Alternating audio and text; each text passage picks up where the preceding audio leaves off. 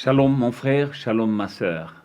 Que Dieu vous bénisse. Nous allons nous incliner dans la prière. Père, je viens auprès de toi pendant ce moment. Je te demande de me remplir du Saint-Esprit, moi et mes frères et mes sœurs qui vont m'écouter. Seigneur, le ciel et la terre passeront, mais ta parole ne passera pas. Oint moi qui parle et oint celui qui écoute, afin que dans ce partage, nous soyons tous édifiés pour la gloire de ton nom. Je brise et j'anéantis toute puissance de distraction et de confusion au nom de Jésus-Christ. Amen. Bien-aimés dans le Seigneur, la fois passée, nous avons parlé de la crainte de l'Éternel. Alors, la crainte de l'Éternel, c'est un sujet très important et très vaste qu'on ne peut pas terminer dans 20 ou 25 minutes.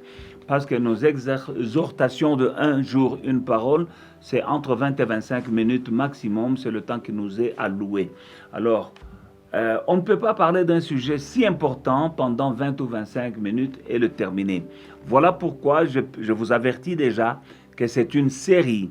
Donc, nous allons continuer sur ce que nous avons vu la fois passée, afin que nous puissions comprendre que parce que le sujet de la crainte de l'Éternel revient plusieurs fois dans la Bible, depuis l'Ancien Testament jusqu'au Nouveau Testament. La Bible parle de la crainte de l'Éternel. Dieu recommande à son peuple d'Israël de le craindre, d'avoir la crainte de l'Éternel. Alors, il faut comprendre la crainte de l'Éternel, c'est quoi? Et il faut aussi savoir qu'est-ce que ça fait dans nos vies. Alors aujourd'hui, je peux vous dire une chose. Ce n'est que quand tu as vraiment la crainte de l'Éternel, cette crainte de l'Éternel te va détruire toutes les autres craintes sataniques dans nos vies. Parce que la crainte de l'Éternel, c'est une crainte positive. Alors il y a des craintes sataniques, la peur, la crainte. Il y a plusieurs sortes de craintes dans la vie. Peut-être tu crains la mort, tu crains le chômage, tu crains la famine, tu crains le Covid. Et à travers tes craintes sataniques qui sont négatives, le diable entre par là. Ce sont des craintes destructives. Alors que la crainte de l'Éternel, elle est constructive, elle est bénéfique. Les autres craintes sataniques, elles sont destructives. Maintenant, quand tu as la crainte de l'Éternel, c'est elle qui va détruire les autres craintes sataniques dans ta vie. Amen. Alors, Deutéronome chapitre 6, 1 et 2. Voici les commandements, les lois et les ordonnances que l'Éternel, votre Dieu, a commandé de vous enseigner, afin que vous les mettiez en pratique dans le pays dont vous allez prendre possession, afin que tu craignes l'Éternel ton Dieu en observant tous les jours de ta vie, toi, ton fils et le fils de ton fils, toutes les lois et tous ces commandements que je te prescris aujourd'hui, et afin que tes jours soient prolongés. Donc, ça, ce sont des commandements que Dieu donne à son peuple avant d'entrer en Canaan. Il dit là où vous allez, afin de prendre possession de la terre que je vous donne, il faut craindre l'Éternel. C'est alors que vous allez posséder. Si vous ne craignez pas l'Éternel, vous n'allez pas posséder. Vous allez entrer et vous allez posséder et on va vous arracher ce que vous possédez. Mais si vous craignez l'Éternel, vous allez posséder. Et quand vous possédez, et il y a aussi une autre chose qui s'ajoute, afin que tes jours soient prolongés. Donc, bien-aimés dans le Seigneur, nous voyons qu'à travers la crainte de l'Éternel, nous pouvons posséder nos possessions. C'est que Dieu nous donne, nos bénédictions. Nous ne sommes pas censés posséder aujourd'hui et perdre demain. Aujourd'hui tu possèdes, demain tu perds. Aujourd'hui tu possèdes, demain tu perds ce que tu possédais. Ce n'est pas la volonté de Dieu et ce n'est pas normal. Ce n'est que quand on n'exerce pas la crainte de l'Éternel dans nos vies qu'on possède aujourd'hui. Ce qu'on possédait hier là, l'ennemi qui rôde comme un lion rugissant vient et il nous vole. Parce que le voleur ne vient que pour dérober, égorger et détruire. Jésus a dit. Il a dit, mais moi je suis venu afin que mes brebis aient la vie et qu'il l'ait en abondance. Mais cette vie en abondance pour laquelle Jésus est venu donner à ses brebis, Combien de ces brebis possèdent? Posséder vraiment, posséder. Il y en a qui possèdent et puis qui perdent. Il y en a qui possèdent et puis qui perdent. Tout cela, c'est par le manque de la crainte de l'Éternel. Bien-aimés dans le Seigneur, quand nous allons dans le livre de Job au chapitre 3, nous voyons au verset 25, « Ce que je crains, c'est ce qui m'arrive. Ce que je redoute, c'est ce qui m'atteint. » Ça, c'est Job qui est en train de parler après la mort de ses enfants et la perte de tout ce qu'il a. Et après la perte de tout, ses enfants, ses biens, il a perdu tout. Alors après avoir perdu, il dit, ce que je crains, c'est ce qui m'arrive. Donc il craignait de perdre. Il craignait la mort de ses enfants. Il craignait la perte de sa fortune. Il a fini par perdre. Pourquoi? Parce qu'il craignait. Alors, ce que je crains, c'est ce qui m'arrive. Donc, il avait une crainte destructive, satanique. Quand nous voyons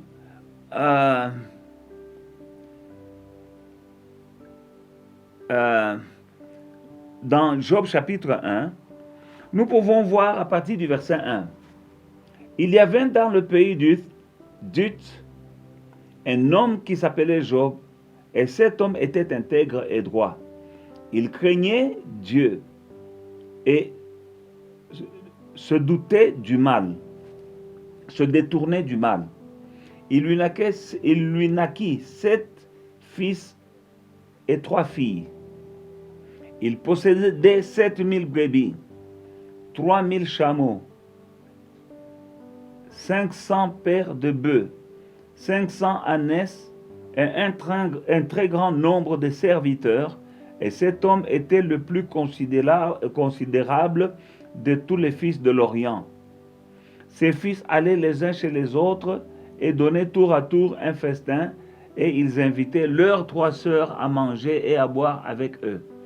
Verset 5 est très important. Et quand les jours de festin étaient passés, Job appelait et sanctifiait ses fils, puis il s'élevait de bon matin et offrait pour chacun d'eux un holocauste, car Job disait, peut-être mes fils ont-ils péché et ont-ils offensé Dieu dans leur cœur. C'est ainsi que Job avait coutume de faire. Le verset 5 est très important. La Bible dit ici, Job avait beaucoup de biens, il avait 10 enfants, 7 fils et 7 filles. Cet homme était un millionnaire, si pas un milliardaire. Mais il craignait Dieu et il était intègre.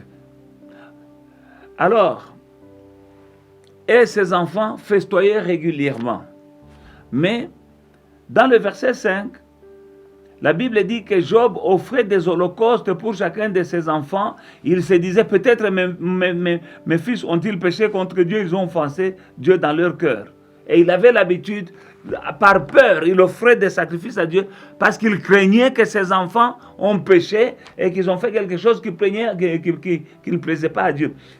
Voilà d'où nous vient maintenant, nous arrivons là où Job dit maintenant, ce que je crains, c'est ce qui m'arrive. Dans le livre de Job, chapitre 3 maintenant, ses enfants sont morts, ses brebis sont mortes, les pilleurs ont pillé ses biens et tout ça. Et puis il dit au verset 25 de chapitre 3, « Ce que je crains, c'est ce qui m'arrive. Ce que je redoute, c'est ce qui m'atteint. » Amen. Donc nous voyons ici, tout allait bien. Mais Job avait toujours peur que quelque chose peut lui arriver. Et il craignait, donc c'était comme une obsession pour lui, à tel point que c'était entré dans son cœur que mes enfants ici, je crois qu'ils ont péché.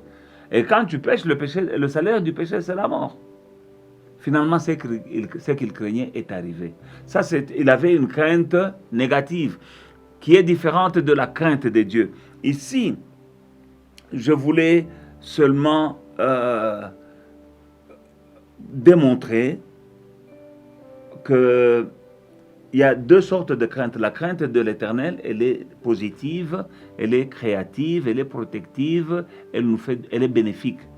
Mais il y a d'autres craintes que le diable met dans nos cœurs, qui sont des craintes destructives, comme celle-ci, la crainte que Job avait. Alors, pour nous qui sommes les disciples de Jésus-Christ aujourd'hui, ce n'est que quand tu as la crainte de l'Éternel que tu pourras maintenant avoir la victoire sur les autres craintes. Il y a beaucoup de choses qui se passent dans notre monde aujourd'hui qui font trembler. Hein? Notre Dieu que nous devons craindre, là, lui, il nous dit, ne crains rien. Ne crains rien. N'ayez pas peur. Alors, donc, quand nous lisons verset 6, or, le Fils, Job chapitre 1, verset 6, or, les fils de Dieu vinrent un jour se présenter devant l'Éternel, et Satan vint aussi au milieu d'eux. L'Éternel dit à Satan, d'où viens-tu?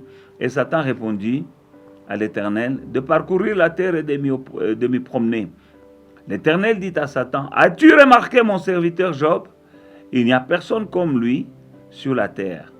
C'est un homme intègre et droit, craignant Dieu et se détournant du mal. Et Satan lui répondit à l'Éternel, et c'est d'une manière désintéressée que Job craint Dieu. Ne l'as-tu pas protégé, lui, sa maison et tout ce qui est à lui? Tu as béni l'œuvre de ses mains, et ses troupeaux couvrent tout le pays. Mais étends ta main, touche seulement à ce qui lui appartient, je suis sûr qu'il te maudit. Ce qui est important, c'est le verset 10. Ne l'as-tu pas protégé, lui, sa maison et tout ce qui est à lui? Alors, la version anglaise nous dit que n'as-tu pas placé une clôture autour de lui, autour de ses biens, de sa maison et de tout ce qui est à lui? Donc, ça, c'est la version anglaise de ce que nous venons de lire. Ne l'as-tu pas protégé, lui, sa maison et tout ce qui est à lui? Et Dieu dit, mon peuple est détruit par manque de connaissances. Mon peuple périt par manque de connaissances. Est-ce que Job ne savait pas qu'il est protégé par Dieu? Quand il était en train d'avoir peur que mes enfants, peut-être ils ont péché, mes enfants peuvent apporter la mort et tout ça. Il ne savait pas que Dieu le protégeait à cause de son intégrité. Lui ne savait pas. Ce Dieu-là qui ne fait exception des personnes, qui protégeait Job, sa maison et tout ce qui était à lui, ma soeur, mon frère, c'est le même Dieu qui ne fait exception des personnes et qui est l'Éternel et qui ne change pas. Il est le même hier, aujourd'hui, éternellement. Il est l'Éternel, il ne change pas. S'il a protégé Job, il te protège, toi aussi. L'anglais dit, n'est-ce pas, tu as mis une clôture autour de lui, autour de sa maison et autour de ce qui lui appartient. Bien-aimé dans le Seigneur, parce que tu appartiens à Jésus-Christ, il y a une clôture autour de toi, autour de ta maison, autour de ta famille, autour de tout ce qui est à toi. Mais par ignorance de cela, on craint qu'on va perdre. On craint. Or, finalement, Job dit, ce que je crains, c'est ce qui m'arrive. Parce que je vais vous dire que la crainte, la peur fait tomber le mur de protection autour de nous. La peur ouvre une porte au diable. Mais quand on craint l'Éternel, c'est aussi connaître ce Dieu-là. Et quand tu le connais, tu sauras qu'il est bon et qu'il te protège. Bien-aimé dans le Seigneur. Et quand tu crains Dieu, tu sauras qu'il te protège. Et le fait de bien le connaître et de savoir qu'il te protège, tu n'auras plus peur de quoi que ce soit, parce que tu seras comme David qui nous dit dans le livre de Psaume 23, « L'Éternel est mon berger, je ne craindrai rien, je ne craindrai aucun mal. » Non, maintenant, la crainte de l'Éternel, c'est quelque chose qui comprend beaucoup de choses. Voilà pourquoi j'en fais une série. Parce que tu ne peux pas comprendre cela en un enseignement. Donc, j'ai fait une série d'enseignements qui vont s'emboîter les uns sur les autres afin que à la fin du compte, chacun d'entre nous comprendra ce qu'est la crainte de Dieu, comment pratiquer la crainte de Dieu et ce qu'elle apporte dans nos vies. Donc, Dieu qui commande la crainte de lui, ça implique beaucoup de choses et en d'autres termes que nous devons comprendre en tant que disciples de Jésus-Christ et des temps modernes. Une chose que nous devons comprendre et connaître, c'est que Dieu est amour et il est juste. Donc, pour craindre Dieu, il faut bien comprendre. Et une des choses que nous devons comprendre pour pratiquer la crainte de l'Éternel, c'est comprendre que Dieu est amour. Dieu est amour et il est juste. Il est juste, il est miséricordieux et c'est un Dieu qui pardonne. Donc, tu dois savoir cela. Il est juste, il est miséricordieux, il est amour et il pardonne. Nous devons savoir cela. Nous reprenons, il est amour, il est juste et il pardonne. Il est miséricordieux et il pardonne. Mais nous devons aussi comprendre que Dieu est saint.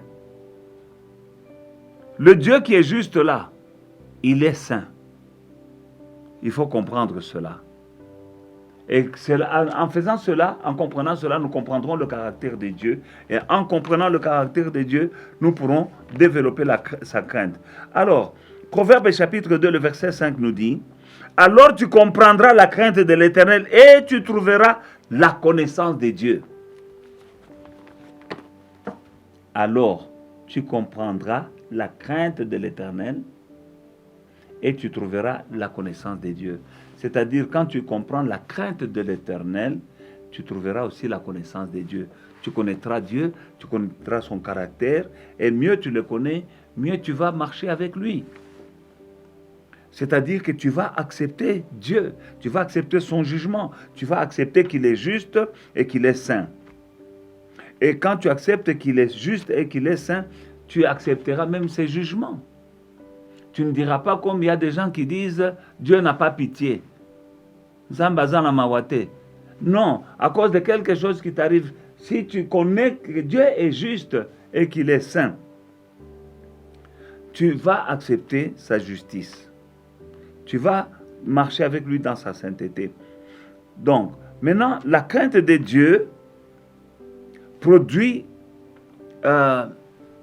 une admiration mélangée de crainte envers lui. Quand tu crains Dieu, tu vas l'admirer. Tu seras exalté devant lui. Tu auras de la révérence envers Dieu. Donc, quand tu crains Dieu, c'est comme dans Exode chapitre 19, verset 16, quand Moïse était descendu de la montagne, il est allé voir, intercéder pour prier pour Israël, et qu'il avait reçu les tables des 10 commandements de la main de Dieu. Nous allons le lire dans Exode chapitre 19 et le verset 16. Oui. Et nous allons voir la crainte de l'Éternel s'emparer des Israélites. Exode chapitre 19 et le verset 16. Le troisième jour, au jour du matin, il y eut des tonnerres, des éclairs et une épaisse nuée sur la montagne. Le son de la trompette retentit. Il fut saisi d'épouvante, c'est-à-dire une crainte amplifiée, une crainte immense au son des tonnerres, des éclairs, une épaisse nuée sur la montagne. Le son de la trompette se retentit fortement et tout le peuple a commencé à trembler de crainte. Et ça, c'était la présence de Dieu au mont Sinaï, quand Dieu s'est révélé lui-même aux Israélites à la montagne, et il s'est manifesté de cette manière-là, et ça a créé la crainte de Dieu. À tel point maintenant, qu'est-ce que ça a produit? Les enfants d'Israël disaient à Moïse, nous ne voulons pas que Dieu nous parle. Va qu'il te parle à toi et toi tu viendras nous dire ce que Dieu te dira. Exode chapitre 20, verset 18 à 19. Tout le peuple entendait les sons des tonnerres, les tonnerres et le son des trompettes. Ils voyaient les flammes de la montagne fumante. À ce spectacle, le peuple tremblait et se tenait dans l'éloignement. Ils dirent à Moïse, « Parle-nous toi-même, et nous t'écouterons. Mais que Dieu ne nous parle point de peur que nous mourions. » Vous voyez la crainte de Dieu. Elle s'est emparée d'eux à tel point qu'il disait, nous ne pouvons pas confronter Dieu. Moïse, va-toi, nous allons t'écouter, pas que Dieu te parle toi. Et toi, viens nous dire. Nous t'écouterons. Parce que, en tout cas, la manière dont Dieu est en train de se manifester, ils avaient la crainte de Dieu. Ils disent à Moïse, va-toi, que Dieu te parle. Aujourd'hui, chaque personne veut que Dieu lui parle. Dieu me parle, Dieu me parle, Dieu me parle. Mais quand nous allons dans nos églises, Dieu parle à travers l'homme de Dieu ou la femme de Dieu qui est à la chair. Mais quand on n'a pas la crainte de Dieu, on ne veut pas écouter les hommes et les femmes de Dieu qui nous parlent de la part de Dieu. Mais Dieu, là, il parle à travers la bouche de ses serviteurs et de ses servantes. Tu ne sais pas ce qui peut t'arriver si Dieu te parle. Les enfants d'Israël, saisis de la crainte de l'Éternel, ils ont dit, Moïse, pardon, va, toi, commence à écouter Dieu et viens nous dire ce que Dieu te dira. Nous allons t'écouter. Donc, ça, c'était la crainte de l'Éternel. Je ne dis pas que c'est mauvais que Dieu nous parle. Dieu peut parler à chacun de ses enfants, mais je sais que Dieu parle à travers ce livre ici. La Bible, c'est la parole de Dieu. Quand tu la lis, est-ce que tu obéis? Est-ce que tu écoutes? C'est Dieu qui parle. Dieu parle à travers son esprit, qui parle à ton esprit. Est-ce que tu écoutes? Si tu lis la Bible, c'est la parole de Dieu, tu ne la comprends pas. Dieu va utiliser le Saint-Esprit qui va te parler dans ton cœur. Si tu ne comprends pas, tu vas arriver dans une église, tu suis un message comme ça, c'est comme si on te parlait directement. Toi, tu te demandes, mais ce pasteur, il me parle, qui lui a parlé de mon problème? Non, Dieu t'a déjà parlé. Tu as lu la Bible, tu as la parole de Dieu, tu as résisté. Tu as défié Dieu. Tu as entendu le son de la voix du Saint-Esprit. Tu ne l'as pas écouté. Dieu va utiliser un homme maintenant qui va te parler. Ça peut être que dans l'église, Dieu parle. Dieu parle à travers la chair comme ça. Tu entends la parole de Dieu. Bien-aimé dans le Seigneur, cet enseignement est long. J'aime beaucoup ce sujet qui est la crainte de l'Éternel parce que ça apporte beaucoup de choses. Car la crainte de l'Éternel, c'est aussi une arme contre le péché. Tu dois savoir ça. Quand tu es en train de te bagarrer avec un péché sans savoir t'en sortir, mais quand tu auras vraiment la crainte de l'Éternel, tu vas voir que le péché va tomber. Pour terminer, pour aujourd'hui, nous allons lire le psaume chapitre 33, 8 et 9 qui nous dit « Que toute la terre craigne l'Éternel, que tous les habitants du monde tremblent devant lui, car il dit et la chose arrive.